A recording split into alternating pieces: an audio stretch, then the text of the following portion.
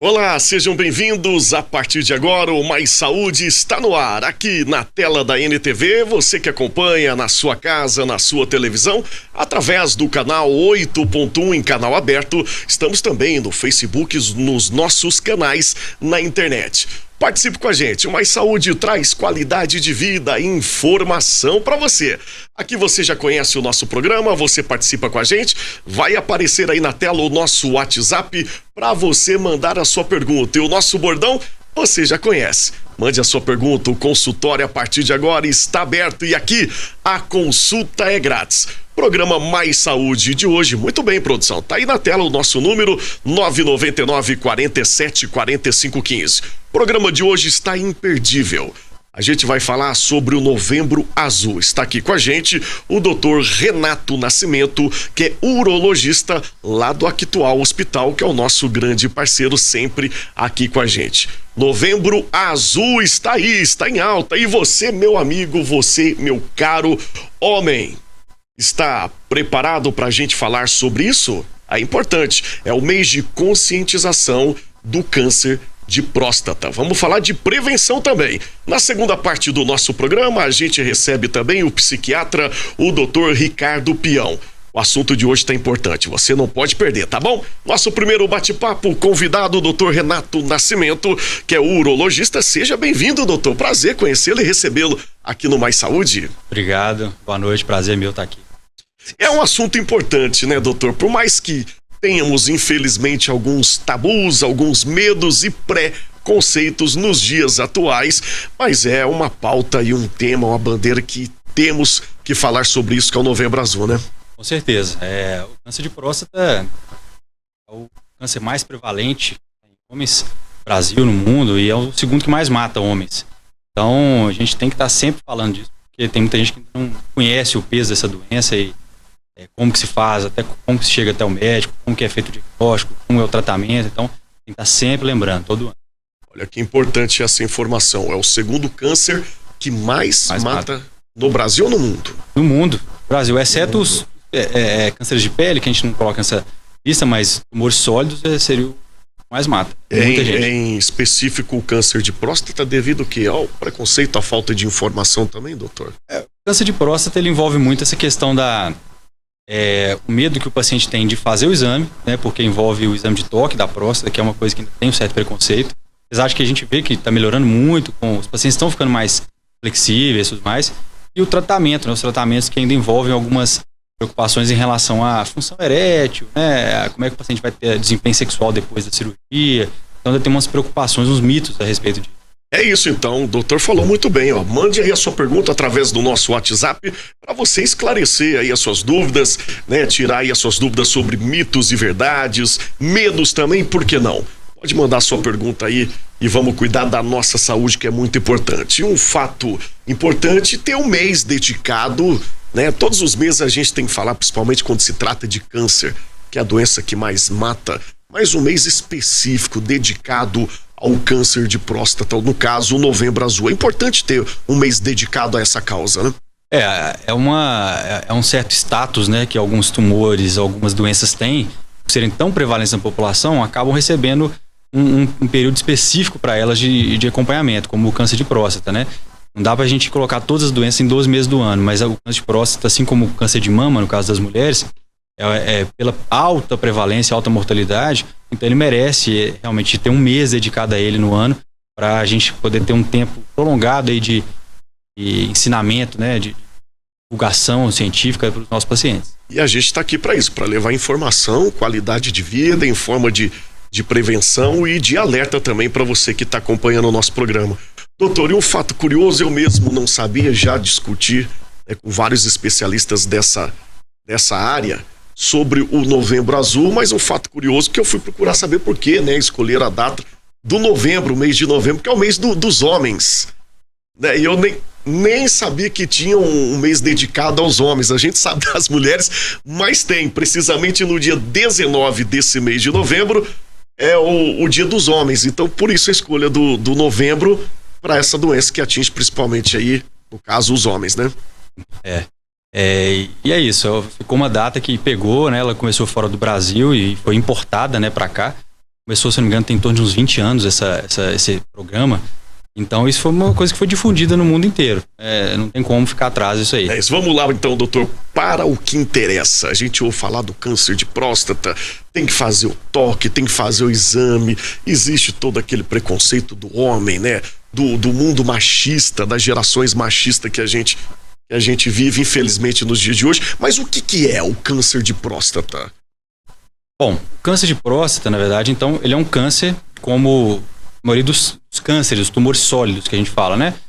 Então, câncer de próstata, câncer de mama, câncer de rim, câncer de pulmão, câncer de fígado. Esses órgãos sólidos, eles têm muitas semelhanças na forma como se desenvolvem. O câncer, então, é uma proliferação anormal de células. São células, porque todas as células naturais do nosso corpo, elas têm uma tendência a crescer, se multiplicar e morrer no tempo certo, dar vida a novas células.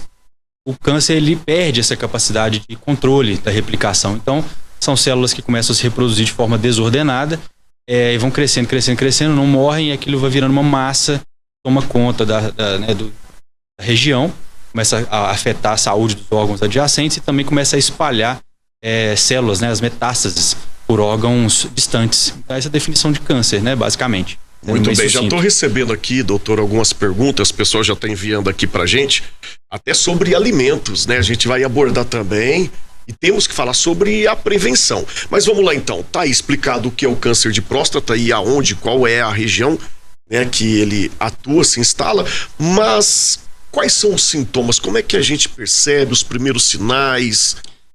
Claro que a gente não pode esperar os sinais, né, doutor? É interessante falar isso porque é isso que você falou. A ideia do rastreio do câncer de próstata, do Novembro Azul, é não esperar sinais e sintomas. O câncer de próstata, quando ele dá sintomas, sinais, geralmente é uma doença que já está um pouco mais avançada. É um próstata o tumor que já cresceu um pouco a mais, já está cometendo estruturas mais importantes ali da próstata, ou da bexiga, ou do intestino, que seja. Ou às vezes até por metástases, né, por lesões ósseas à distância. Então, quando dá sintomas, geralmente são sintomas associados ao trato urinário, né? São, por exemplo, sangramento na urina, retenção urinária, esse tipo de dificuldade para conseguir urinar adequadamente, essas coisas. Mas, habitualmente, não dá sintoma. 75% dos pacientes a gente descobre a doença em fase pré-sintomática, uma fase localizada, que a doença ainda é muito pequenininha, né? Então, é raro hoje em dia, né, com o rastreio está tão difundido, a gente achar pacientes com muitos sintomas associados ao câncer. Geralmente o câncer a gente pega numa fase sem sintoma. E quando ele já está numa fase mais avançada, quais são os sinais? Existem dores, uma manifestação no corpo que indicam, né, que pode ser o câncer de próstata? Sim, é mais assim, sintomas urinários, como eu disse, né, uma dificuldade para urinar, retenção, sangramento. O sangramento é na urina? Na urina. Dor pélvica, né? Dores pélvicas, dificuldade para evacuar, às vezes pode estar comprometendo a parte final ali do intestino, e dores ósseas, principalmente na coluna, que pode estar associado a implantes, a metástases na coluna, que é o principal local que o câncer de próstata envia metástases, né? Que interessante, então, sintomas mais avançados são esses. Muito interessante. Daqui a pouquinho a gente vai falar sobre a prevenção na segunda parte aqui com o doutor. Mas quais são os fatores de risco? Quem tem mais probabilidade? Existem esses números? Existe.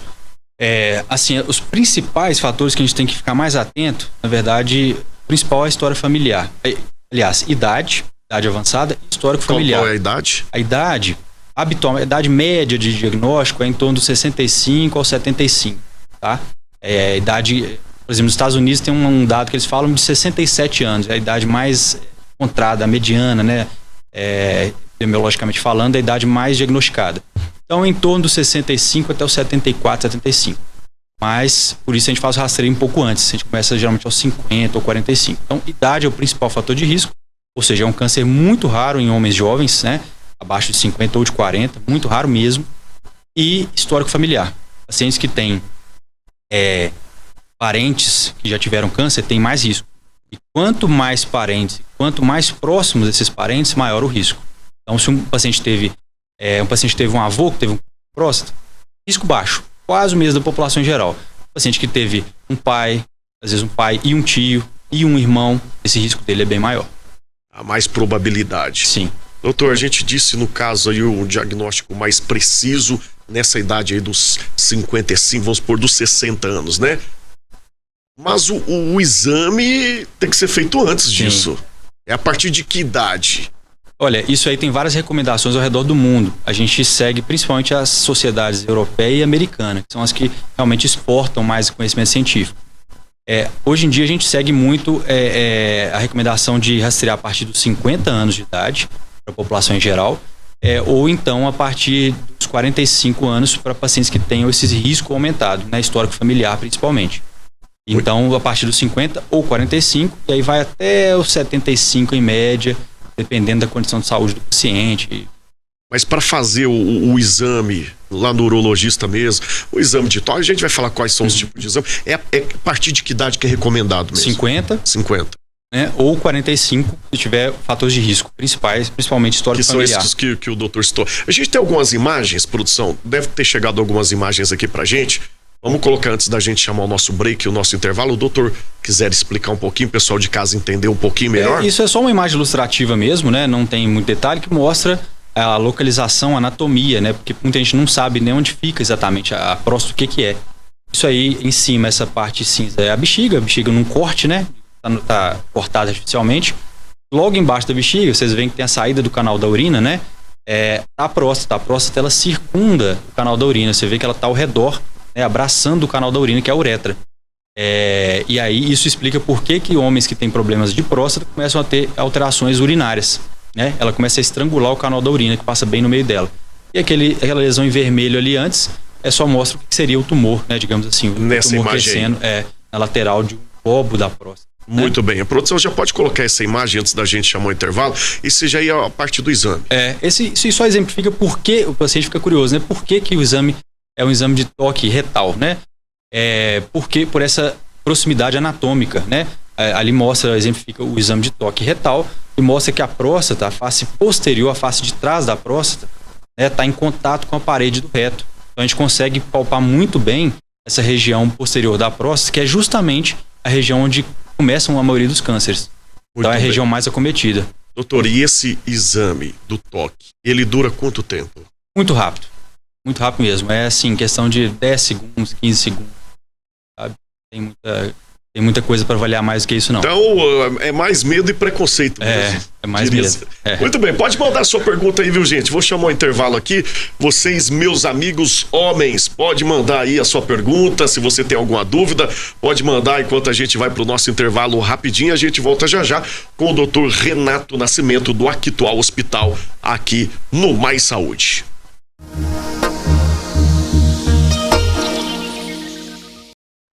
Muito bem, estamos de volta aqui com Mais Saúde no canal 8.1, na NTV, canal aberto, e também nos nossos canais na internet.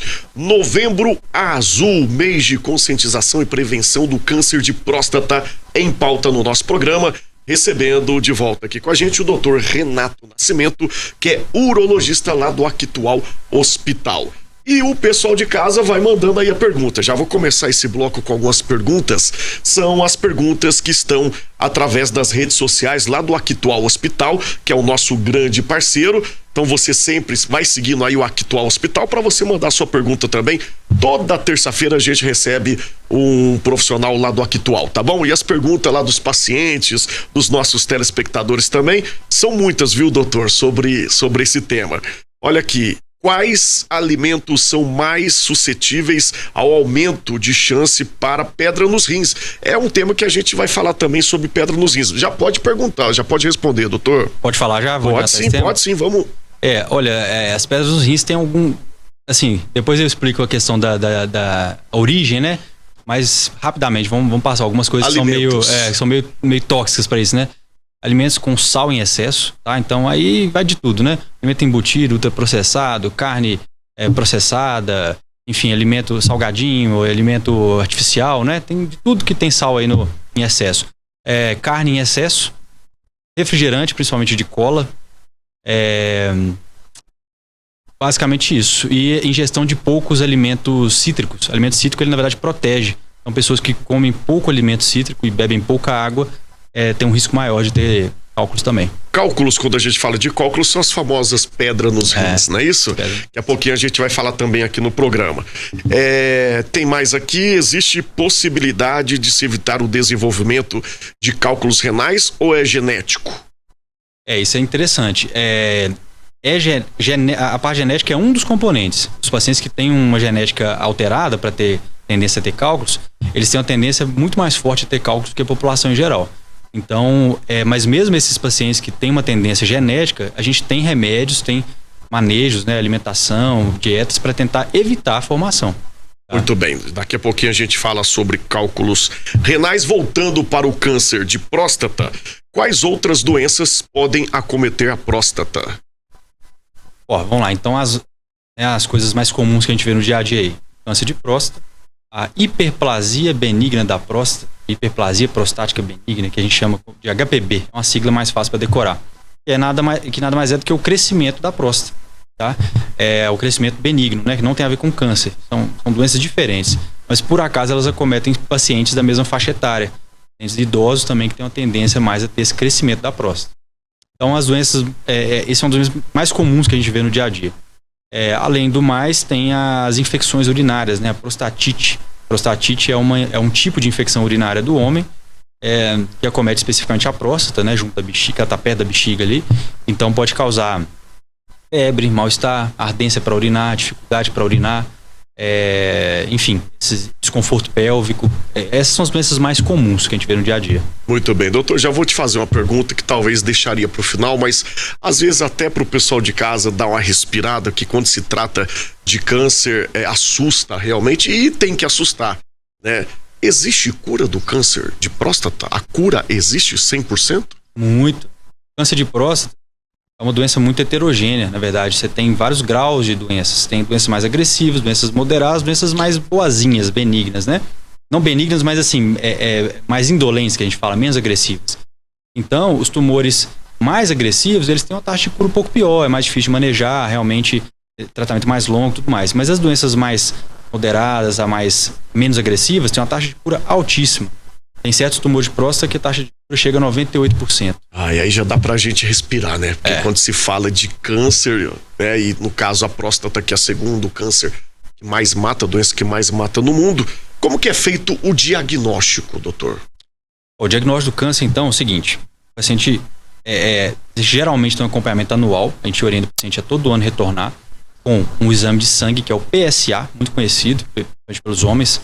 Ele colhe ali o PSA total, PSA livre, traz pra gente, a gente junto disso, dessa informação do PSA, a gente faz o exame de toque, né, da próstata. E a gente soma as duas informações e vai ali fazer um raciocínio do risco que esse paciente tem de ter câncer com base, né, na informação do valor do PSA, mais o que a gente achou no exame de toque. Principalmente esses dois. Tá, e essa é a pergunta aqui do paciente, o nosso telespectador também. Existe o exame de próstata sem a necessidade do toque? Isso é uma coisa que o pessoal pergunta muito, porque já existe, na verdade, a ressonância magnética. A gente chama de ressonância nuclear magnética multiparamétrica da próstata. É um palavrão, né? Mas a gente não faz ela de rotina, não tem como. Os aparelhos são limitados, é um equipamento caro, um exame caro. Não tem como fazer de todos os homens da população com forma de rastreio. É impossível, literalmente. Então a gente tem que rastrear os pacientes que têm mais risco, com base no PSA e no exame de toque. Esses pacientes que têm mais risco, a gente leva eles para a ressonância.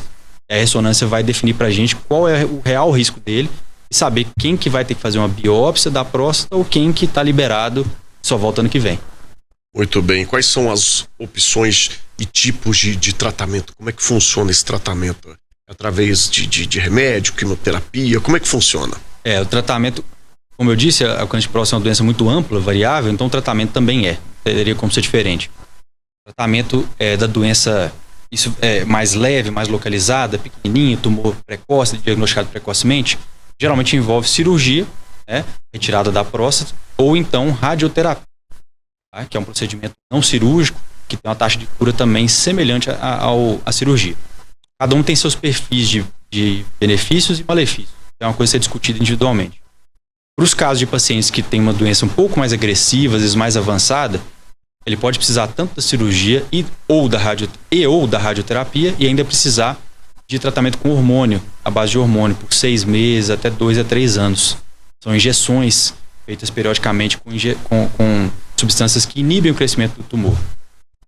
Então, cada paciente tem que ser avaliado de acordo com o seu tipo de câncer, e aí, com base nisso, nós vamos planejar para ele um protocolo de tratamento. Ou só cirurgia, ou radioterapia, ou as duas associadas, ou as duas mais hormônio, isso aí varia muito. Muito bem, para cada paciente um tipo de tratamento. Importante que realmente existe a cura.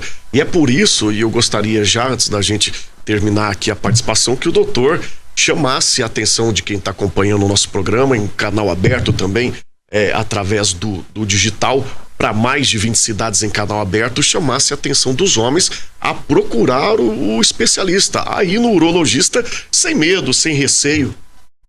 Bom, então é um papel nosso importante todo novembro, né? Não só novembro, mas novembro é o momento em que o paciente realmente se toca mais para isso. Então é importante procurar o seu médico de confiança, pelo menos fazer um PSA, um exame de sangue para começar o rastreio. Quando possível, sempre que possível, procurar o urologista de confiança, né? Pegar uma referência com alguém que você confie, para poder fazer a avaliação do exame físico, exame de toque, tirar as dúvidas, quebrar esses mitos, né, em relação ao rastreio, levar o exame de sangue e a gente ter uma discussão mais individualizada, mais calma, né, sobre o seu real risco de ter câncer, como é que vai ser o seu protocolo de segmento durante os próximos anos. Então, é um momento para tirar muita dúvida e aprender bastante. E vamos voltar a repetir sobre o tal tabu e medo dos homens do exame de toque, 15 segundos, é isso? A gente promete, 15 segundos só. Isso, tá vendo? É isso. E existe a cura, isso que é o mais importante. Tem mais algumas imagens aí, produção? A gente ainda tem mais aqui 5 minutos no nosso programa. Tem mais algumas imagens aí? Se tiver, pode colocar pra gente que o doutor Renato aqui vai explicando pro pessoal de casa. Tem uma imagem agora, na verdade, do próximo tema, né? É que vai dar tempo de a gente falar desse tema, porque o Novembro Azul é importante, né? Tem 5 minutos aí pra gente falar. Isso aí é só uma imagem ilustrativa dos cálculos renais, né? As famosas pedras nos rins. Ali mostra o rim fatiado no meio, né? Mostrando a parte interna dele, as pedrinhas sendo formadas ali no interior. Essas aí são as famosas pedrinhas, os cálculos renais. São formadas ali dentro e em alguns momentos da vida eles descem pro canal. Elas ficam pregadas tipo numa artéria, isso? Não, é na parede mesmo, a gente chama de papila renal. É uma estrutura aqui onde a urina é produzida. Aí bem ali ela é ancorada e começa a crescer. E aí, em alguns momentos, ela desce pro ureter, que é o canal, e dá aquela famosa cólica. Muito bem, mais imagens? Essa imagem tá meio difícil de ler porque a letrinha é menorzinha, mas é basicamente o que explica, né, como que são formadas essas pedras. Porque as pedras dos rins, tem que pensar uma coisa, eu gosto de comparar com o paciente. A urina é como se fosse um copo de água com alguma coisa dissolvida. É como se tivesse ali, a gente jogasse uma colher de açúcar ali dentro. E a urina normal, da pessoa normal, é uma solução perfeita. É um copo d'água que você misturou uma colher de açúcar e dissolveu ela inteira, sumiu. Agora, tem pacientes que é como se você tivesse jogado 3, 5 colheres de açúcar ali dentro. Você vai ver que ela não dissolve. Dissolve uma parte desce e fica em forma de cristais no fundo. Então, esses pacientes que têm uma tendência a formar cálculos, né? Esses cristais não dissolvem, ficam depositados ali na urina e vão só crescendo em forma de pedra. São esses aí, as famosas pedras. Essas são as pedrinhas pequenininhas que a gente vê no dia a dia, né? Esses cristais. Na imagem tá um tamanho né, maior, mas... Tá grande aí, mas a maioria das pedras que a gente encontra tem 3, 4, 5 milímetros, um pouquinho maiores. Tem algumas grandes, como alguma outra imagem, isso aí é um cálculo coraliforme. Um cálculo bem interessante. Aí também na imagem não dá pra ver, mas já é um cálculo, digamos que é quase o tamanho de uma mão.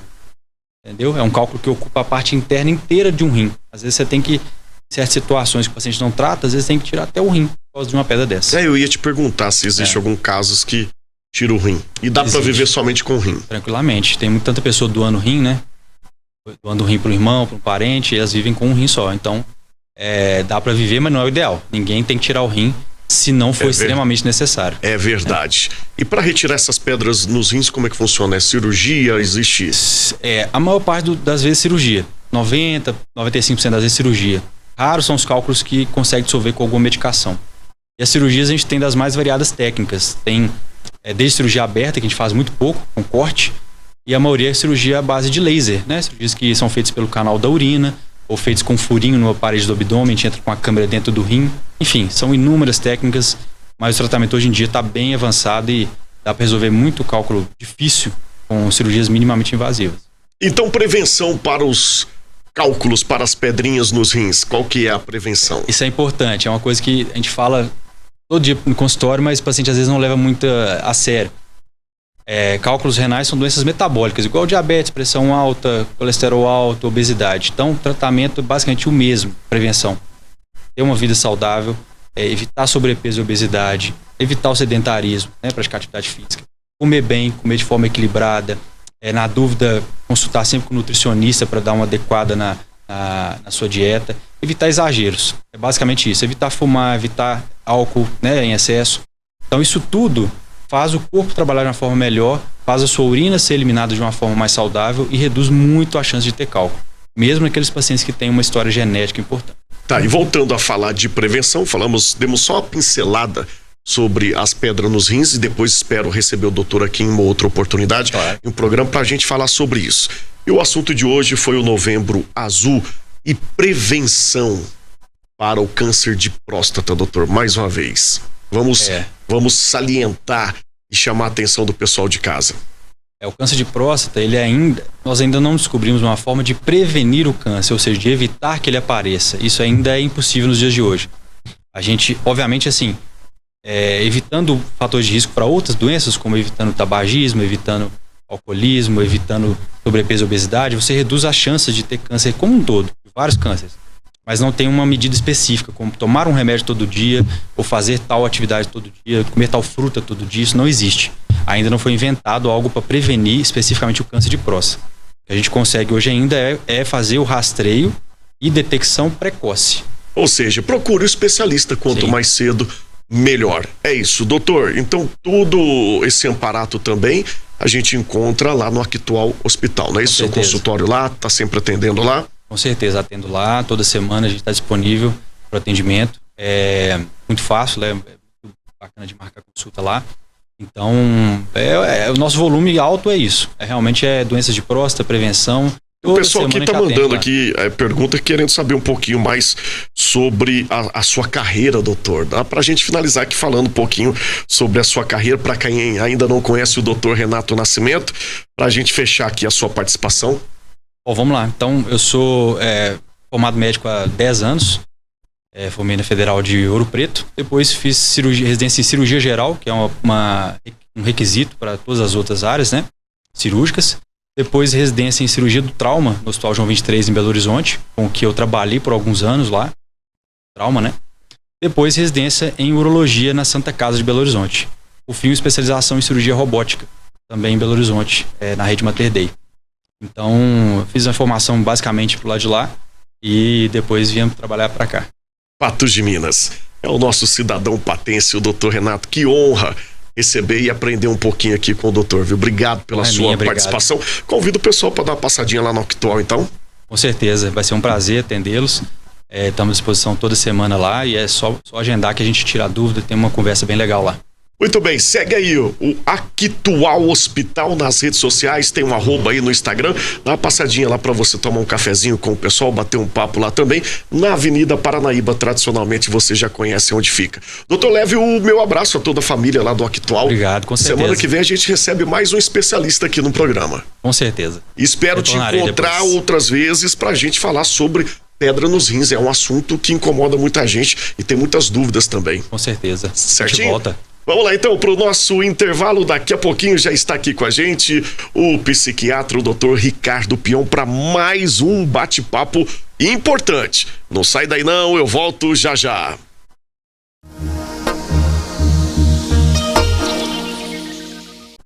Muito bem, estamos de volta na segunda parte do Mais Saúde, aqui na tela da NTV, e a gente vai receber um bate-papo especial, mais uma vez com ele, o doutor Ricardo Pion, que é psiquiatra. Doutor, prazer revê-lo e recebê-lo mais uma vez aqui no Mais Saúde. Prazer. Satisfação imensa estar aqui com você. O programa passado foi muito construtivo, dinâmico, né? Esclareceu muitas dúvidas.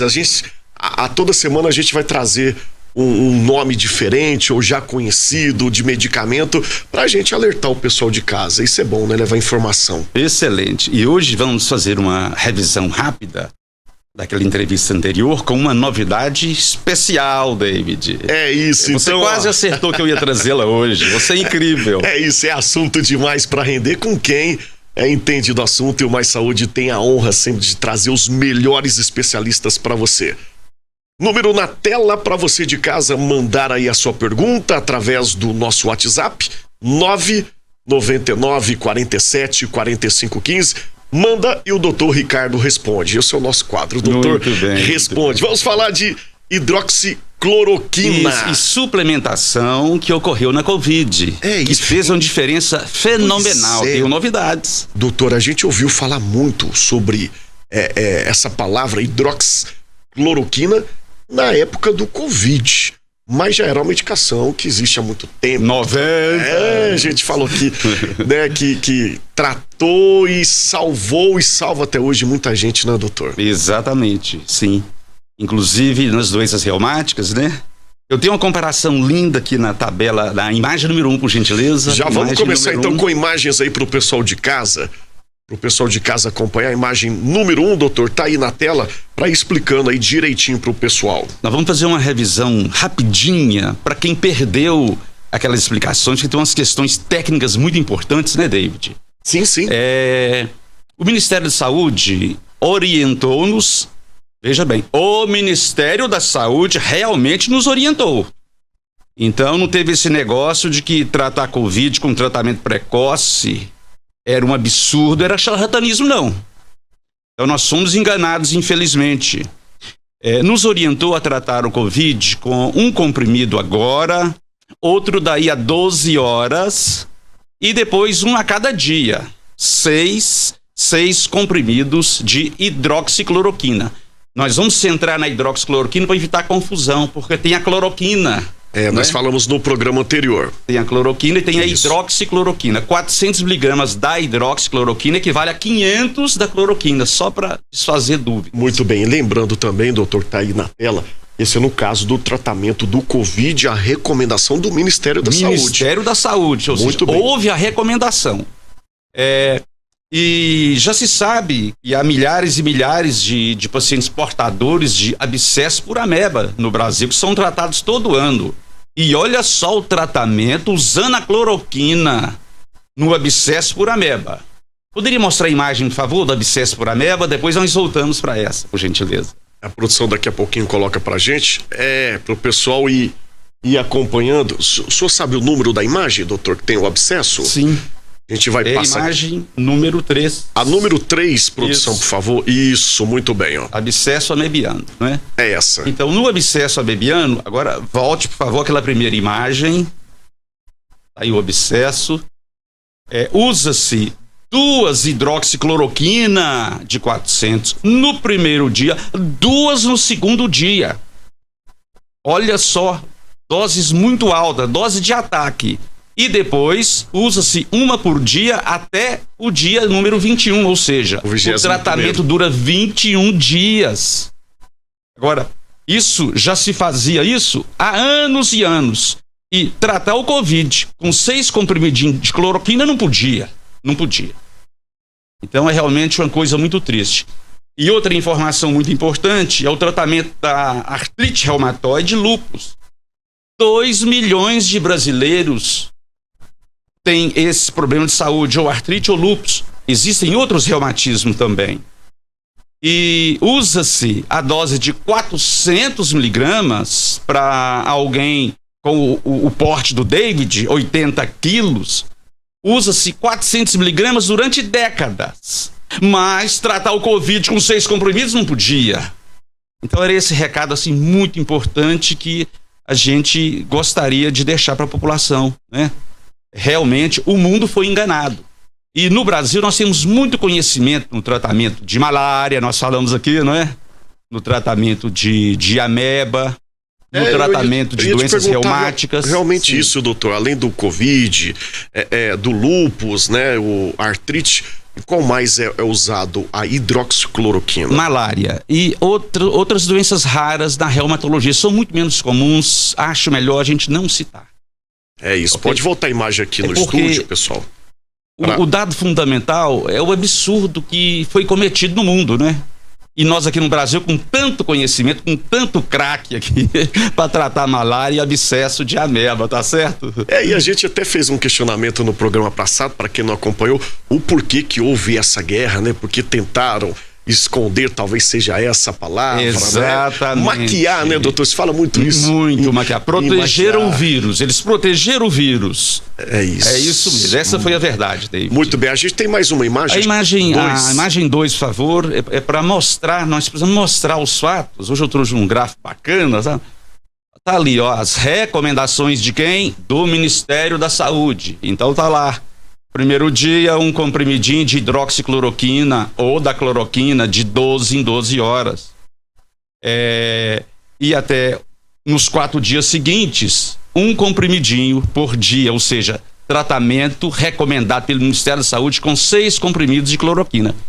Eu, Ricardo Peão, ousei, porque estudei bastante malária, estudei tratamento do abscesso amebiano. Eu tratei, David, com 2 cloroquina de entrada. 2 cloroquina de entrada. E realmente os resultados foram incríveis. Porque daqui a pouco eu vou mostrar o lindo gráfico para vocês. Muito bem, é importante quando a gente fala de medicação, doutor, e a gente aqui na emissora, no programa, pode voltar aqui pra gente, produção, a gente tem essa preocupação, quando a gente fala de medicamento, pro pessoal não sair de casa se medicando, comprando cloroquina, hidroxicloroquina, não é bem isso não, gente. Medicamento só através aí de quem, do doutor, tá? E é o seguinte, existe indicações, efeitos colaterais da hidroxicloroquina, doutor? Existe uma contraindicação absoluta.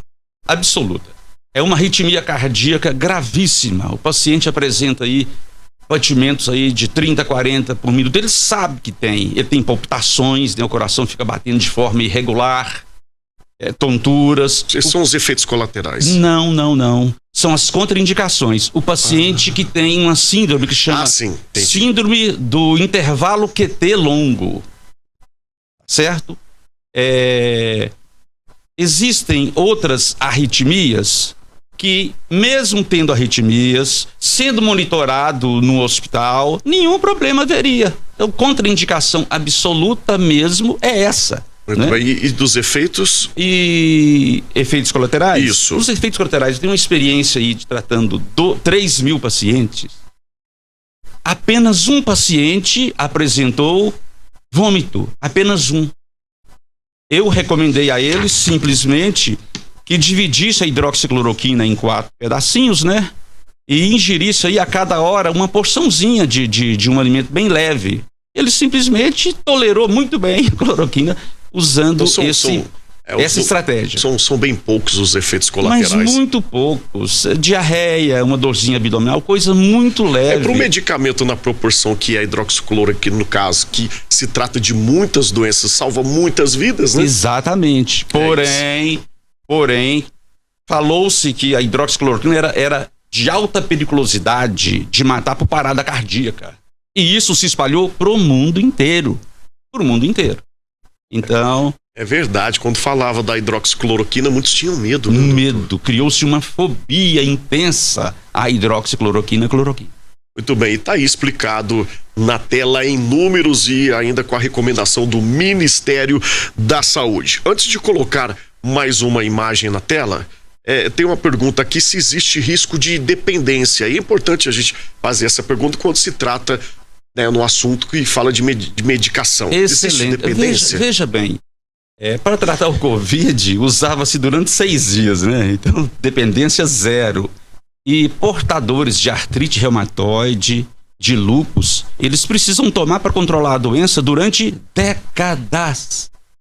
Controlar, não é que se tornam dependentes, não, porque realmente ela funciona. Um efeito anti-inflamatório fantástico. Assim como tinha também no Covid, né? Ajudava no controle do vírus e também tinha um efeito anti-inflamatório fantástico. Maravilha, vamos lá, antes da gente chamar o intervalo, colocar mais uma imagem, a imagem 4 agora, doutor? Acompanha 4, a gente. Isso, muito bem, produção, coloca aí na tela imagem pro doutor Ricardo ele comentar mais um gráfico. Primeiro quero pedir desculpa, David, que hoje eu tive um dia corridíssimo. Eu deixei 2 horas só para fazer esse gráfico e não tive tempo. Mas tá explicadinho, então, ele doutor. ficou feiozinho pra danar. Mas tá bem explicativo, tá separando aí as cores, dá pro doutor explicar. Esse gráfico, ele mostra a estratégia que eu usei. E que eu saiba, na região e talvez no Brasil, no mundo, o único que usou essa estratégia fui eu, baseando no meu conhecimento. Eu não fiquei inseguro, eu não hesitei em peitar o sistema que queria me parar. E mesmo assim, fiz o que eu devia fazer. Por quê? Veja só, a linha verde, né? Linha verde, e embaixo está a linha do tempo azul, que é o tempo, né? Certo. Lá no ponto zero, que seria o dia que o paciente tomou os 2 comprimidos de hidroxicloroquina. Linha verde, olha só onde é que foi. Em 2, 3 horas, olha onde que foi. Entendeu-me? Seguindo as recomendações do Ministério de Saúde, linha vermelha. Tomou um comprimidinho, na metade, foi até a metade. Aquela setinha vermelha está indicando onde chegou a concentração nas primeiras horas após tomar um comprimidinho. Muito bem. Tomando 2 comprimidinhos, olha onde foi. O dobro.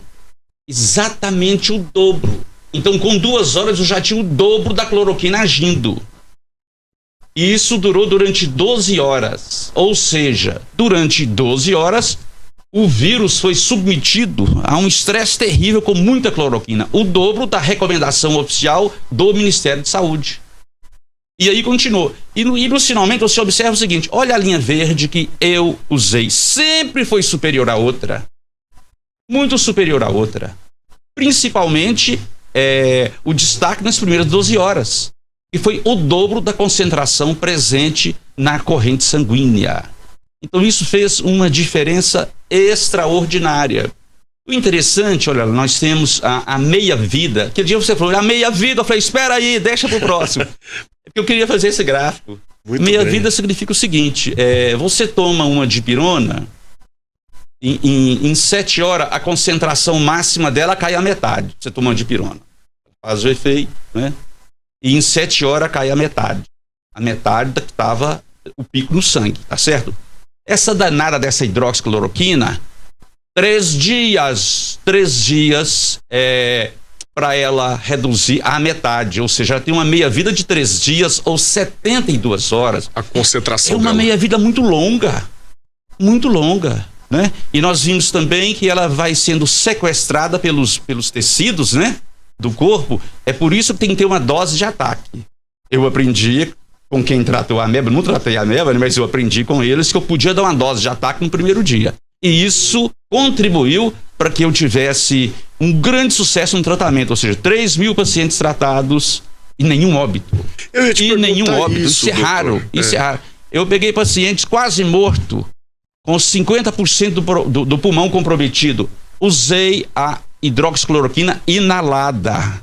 Dezenas deles.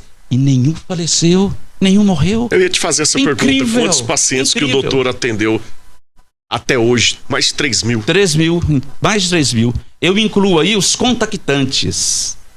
Sabe o que são os contactantes? Contactantes é uma linguagem técnica. Explique. Sim, muito bem. Por exemplo, você adoece, então você está convivendo aqui com o nosso assistente, não é verdade? Chega na sua casa, convive com as pessoas do seu convívio, quer dizer, são contactantes, porque o vírus é altamente transmissível. Então, se você adoecesse, eu queria o nome de todos os seus contactantes. Eu queria o nome, idade e peso, para me providenciar o tratamento do contactante. Também. Do contactante. Tratamento do contactante é uma bênção. Por quê? Nenhum paciente vai agravar. Mesmo que venha adoecer, o quadro chega assim, ó, levíssimo para mim finalizar o tratamento. Não vai repassar também, né? Então, eu incluo aí, certamente tem mais de 1.000 contactantes que eu tratei, eu falo isso com orgulho, porque é o que a gente devia fazer no mundo inteiro. Eu participei de um grupo de 200 médicos que tratavam Covid. Era um trocando ideia com o outro, um passando aperto ali, recebendo informação. Então, até porque realmente era uma doença desconhecida, né, doutor? Sim, sim. Era desconhecida até abril de 2020. Porque o doutor Zelenko, ele fez um alerta à população mundial. Olha, eu tratei 500 com cloroquina, azitromicina, que impede pneumonia, né? Pneumonia bacteriana, azitromicina é para isso. E o zinco, eu tratei 500 e nenhum morreu. Por que isso não se espalhou para o mundo inteiro? Por quê? É isso, já falamos por aqui, daqui a pouquinho a gente fala um pouco mais sobre esse assunto polêmico e você aproveita o nosso intervalo, você aí de casa, mande a sua pergunta aqui porque o consultório continua aberto. Vamos pro nosso intervalo e eu volto já já.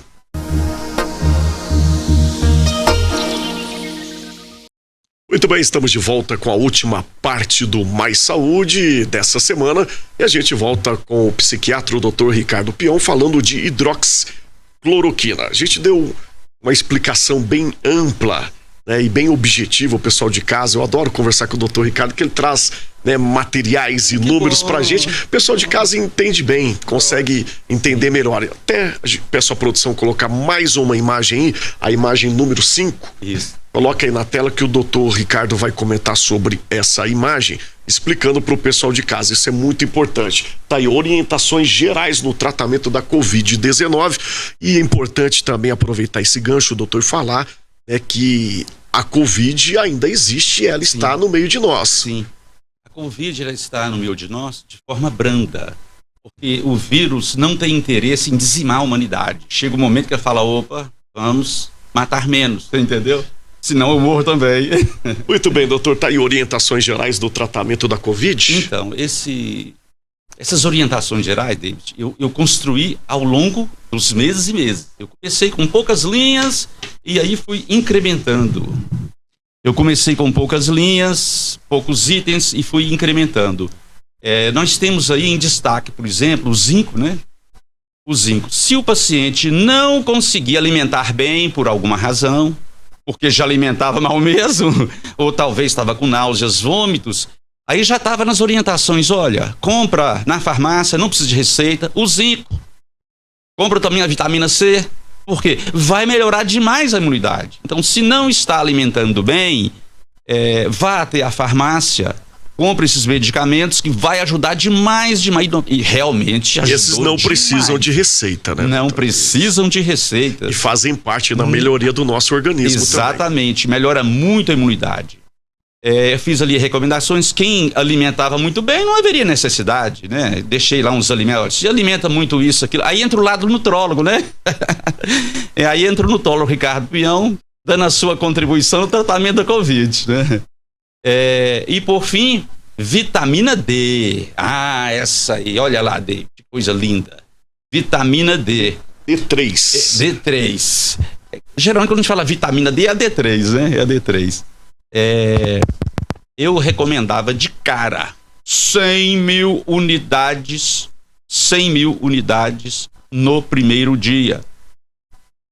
De cara, 100 mil unidades.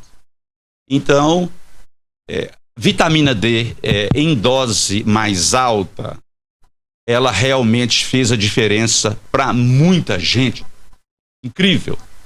Eu, inclusive, recomendei tratamento preventivo para grupos de risco com vitamina D3 em dose alta, né? E cloroquina ou ivermectina, um comprimidinho por semana. E incrível, o pessoal do grupo de risco, aqueles idosos, pacientes com diabetes, cardiopatas graves, nesses a gente entrava com a ivermectina, né, para não ter problema. Como evoluíam bem. Incrível, ou seja, o tratamento preventivo do Covid, ele é fantástico. E a vitamina D, ela realmente faz uma grande diferença. Isso, na Alemanha, isso comprovado, né, doutor? Eu procurei a pesquisa, não achei mais. As pesquisas boas somem, David. Eu fico triste com isso. Elas somem. Você fala, cadê aquela? Eu não achei, estava num lugar assim. Mas tá aí, tá comprovado. Os números comprovam, né, doutor? Os números comprovam. A gente tem mais uma imagem, produção. Coloca aí na tela. E o doutor vai comentando mais uma imagem.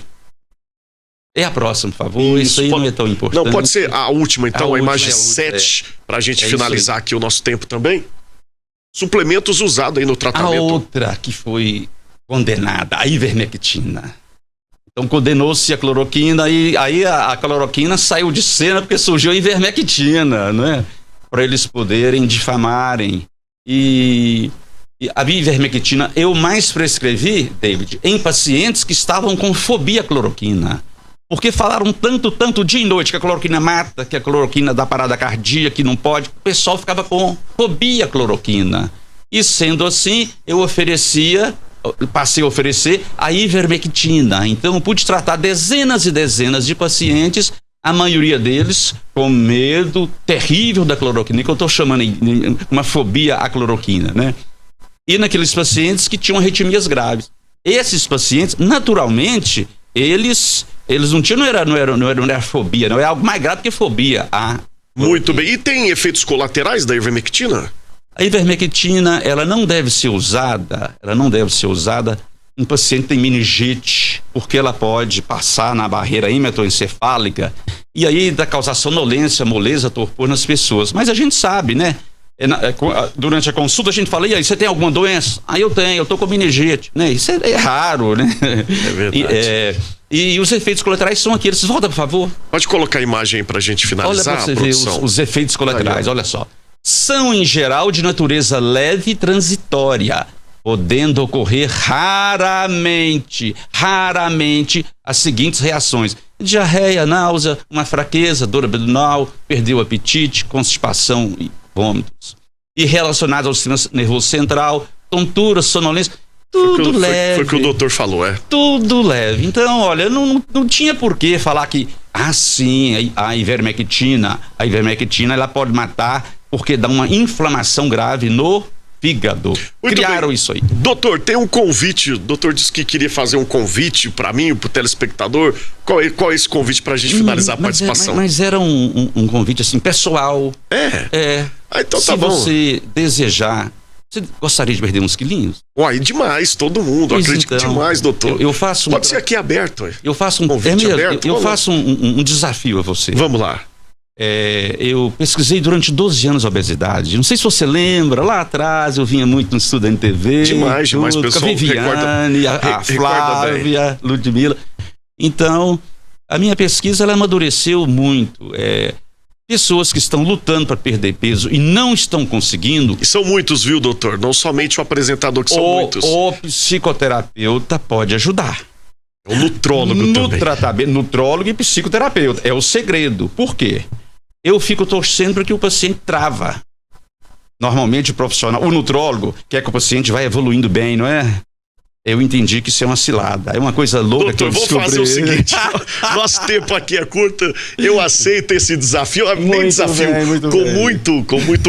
Com muita vontade, pode ter certeza disso. Trazer os resultados pro pessoal aqui também. Perfeitamente, doutor, muito obrigado mais uma vez pela sua... Eu não gosto de falar quando o Ricardo vem participar, não, mas pela sua contribuição.